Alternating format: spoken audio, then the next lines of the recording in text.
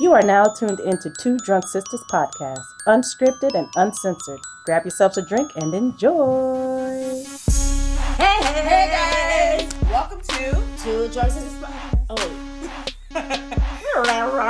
Hey guys! Welcome to Two Drunk Sistas podcast. I'm D. I'm W. And we're there. Yes, we're there. Y'all, we are sipping on a vodka premium called Fou-Dre. Fou-Dre. Fou-D-R-E. But the E has a accent over yes. the E. So Fou-Dre. Now what's Fou-Dre? Fou-Dre is lightning in French. Okay, so let's talk. Oui, je m'appelle. Let's talk about the bottle. Yo, this bottle design. This bottle is you can use it as a weapon. Y'all like if you was a Viking, Chancellor, and you could charge them. And what's the horse? That horse. Oh, thing? the knights. The javelin.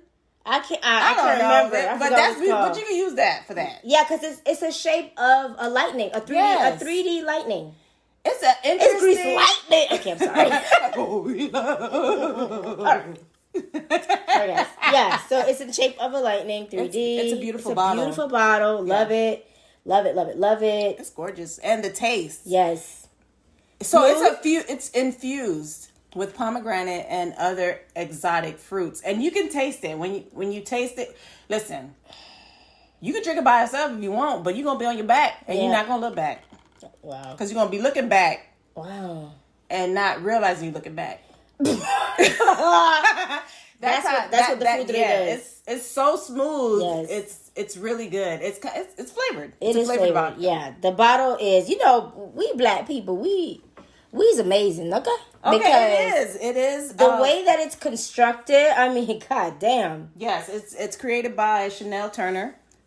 She's I think they said she's the first African American to own her own vodka brand. Right. The youngest too. I think she was like 25 or something like that. Right. Awesome. You're awesome, girl. And this shit tastes amazing. It's amazing. So we're gonna add that information on IG so that you guys can find her and support her and continue to support black businesses. Business. Yes. And cheers. I made a cocktail. It has a lot of stuff in there. So it's great. Cheers. It tastes good.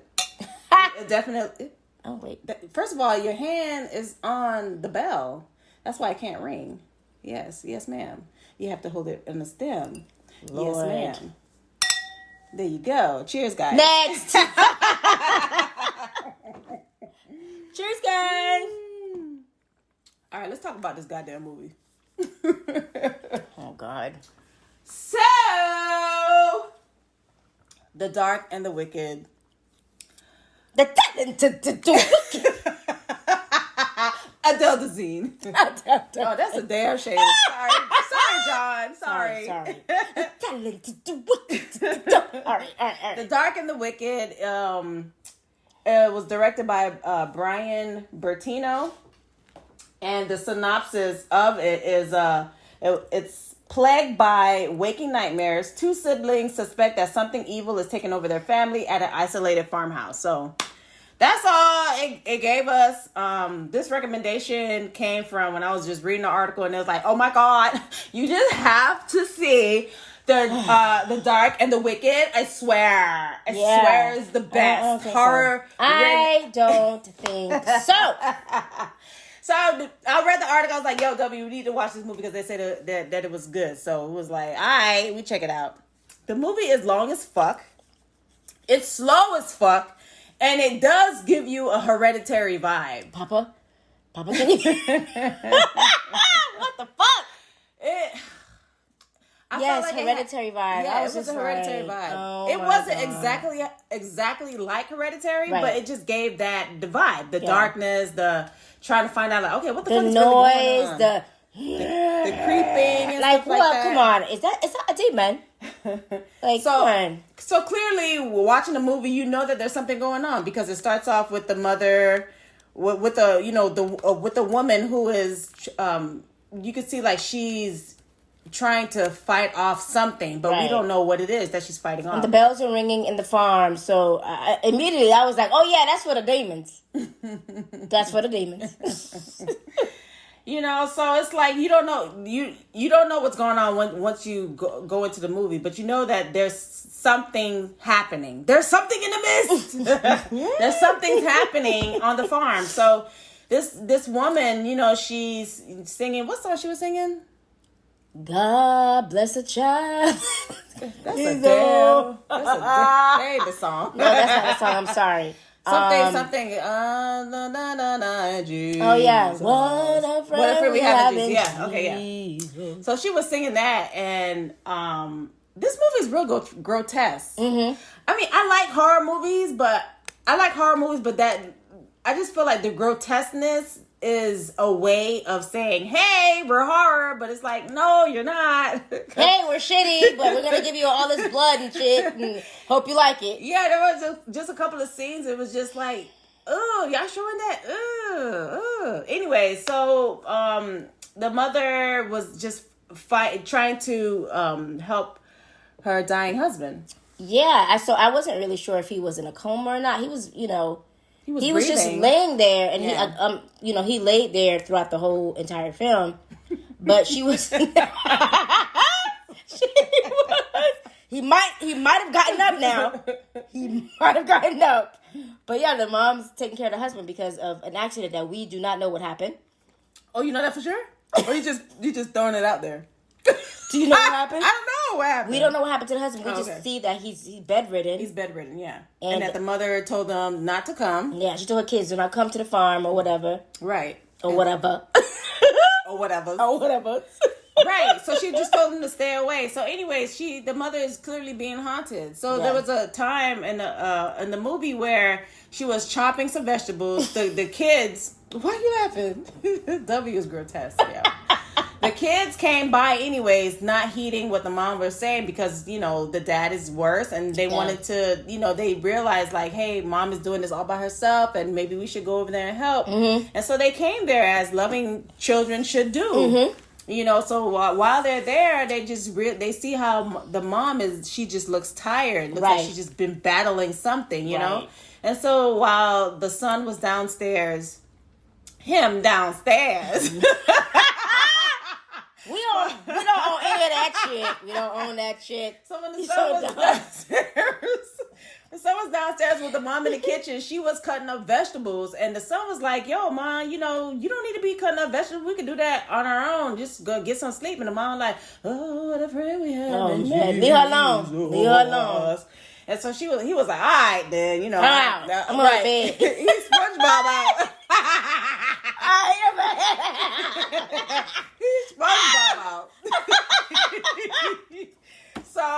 So now the mom is like, hearing the goats and stuff going crazy, the ringing and stuff like that. So she's chopping, and you already know when the person is chopping in the horror film, they gonna chop their hands. God damn it. And that's what happened. But not only did the director show that she chopped the fingers, but she was chopping it some more. Like, are you chop. And she's just chopping up her fingers. She's going at it. I was like, what the fuck are we watching? What is this? God damn. Woo, Fou-Dre made me hot. Did Brian Bertino hang out with the guy who did Hereditary? Are you guys friends? This is crazy. He did other movies that's kind of like Hereditary-esque, like The Strangers and something else. The Black Coat's Daughter or something like that. But yeah, it's just that tone of movie. Like, I don't like those movies. I don't either. I don't even know. We're just gonna assume that there's obviously an entity in the house that's fucking with the mom. You kind of sort of see how the entity looks because in another scene you would see the goats, or he was within the goats, and it was for a split second. He looked like the bald guy from Addams Family. Do you remember his name? Fester! Uncle Fester! Oh my gosh. So it was a quick glimpse, Y'all make me sick. We need to see these things slower. Slow that scene so we can get a good look. Because you didn't show us anything else. Right. because the entity was taking on different shapes, right? Different people that they love, you know. So he was doing that, and then now, the mother, was found dead. Yeah, she was missing. So the next morning, when the brother woke up, saw blood everywhere. Now they looking for the mother, like where the fuck she's at. So they found her hanging in the barn, and the goats or the sheep weren't there, right? And so now they're like, how the fuck she got up there? So she's like in midair hanging. Right. So they're trying to figure out a way, like, how did this happen? Was she crazy? She was never a religious type of person. Right. And so they're just trying to piece together what the fuck is going on. So while they are in the farmhouse, they are experiencing they're experiencing what the mother have been experiencing, which is the paranormal or whatever shit that's happening. Have them thinking like they're seeing something and it's not there, driving them crazy. Right. And they found her journal, and within the journal it talked about, she was saying, he's here, he wants to take the dad's soul. And swallow your soul. Right. Like just stuff like that she was writing in her journal. Yeah. Like, the devil is real, whatever, devil. And her kids are like, what the fuck? Like, live. It's devil backwards. Okay.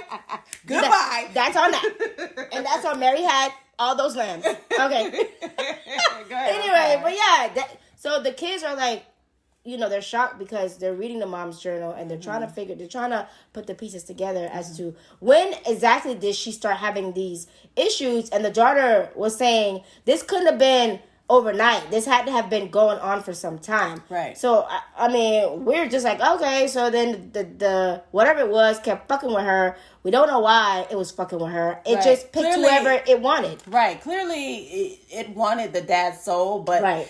This movie doesn't tell why it wanted the dad's soul, whether or not the dad went to the crossroad, made a pact or something, met with the crossroad demon and be like, look, I want to farm and I want to be able to have these sheep. Right. And the crossroad demon like, yeah, bet I get you that, but 10 years I'm coming for that ass, right. But we don't know. We don't know. So upon watching the movie further,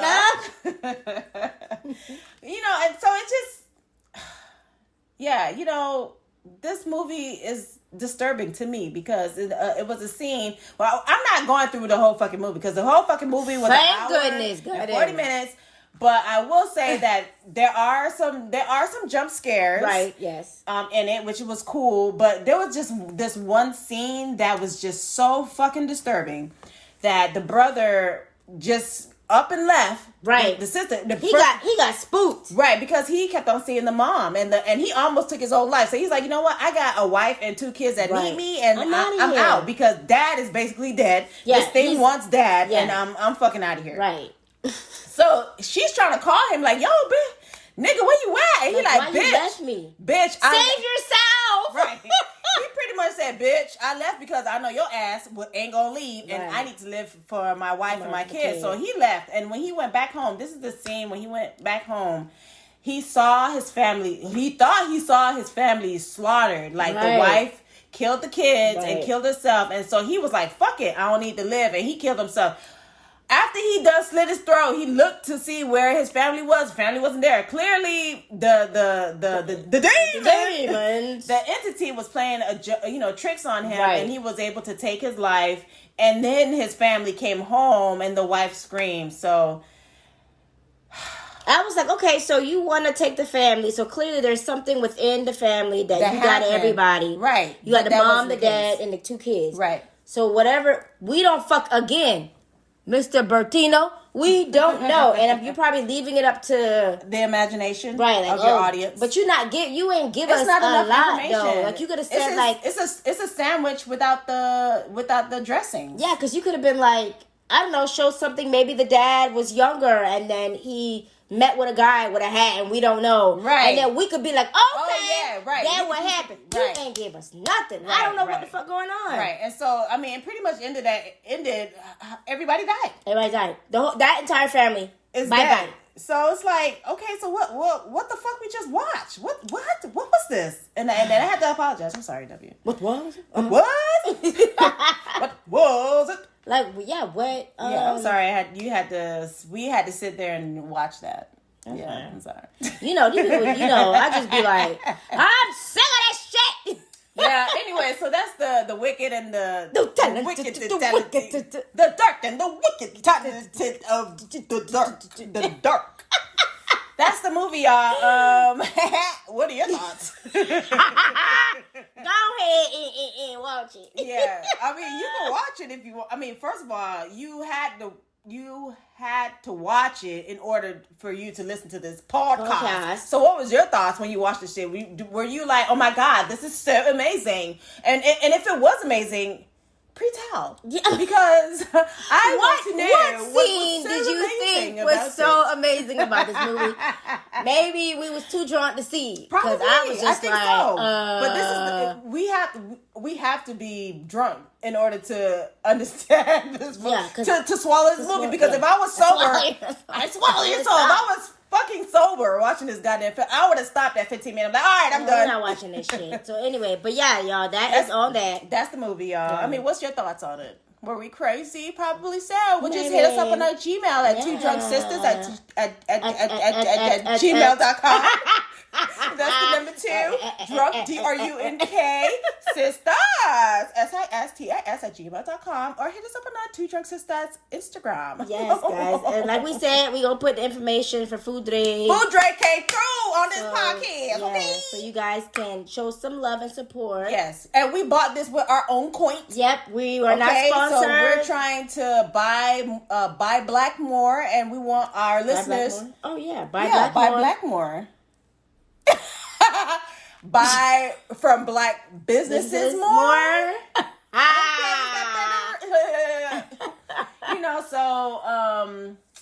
Yeah, man, we're just trying to support our culture. We need to support our culture. We need to support our entrepreneurs, our local communities. Mm-hmm. We need to support them, especially through this pandemic. It made us realize, like, we ain't shit. We ain't shit. We ain't shit, and we need to support the black-owned businesses. Yes. So, do you have anything else to say, W? You guys be easy out there. Thanks for listening, and tune in for the next episode. Yes. And we're still in the pandemic. It was that pandemic. All right, y'all. All right, guys. Peace.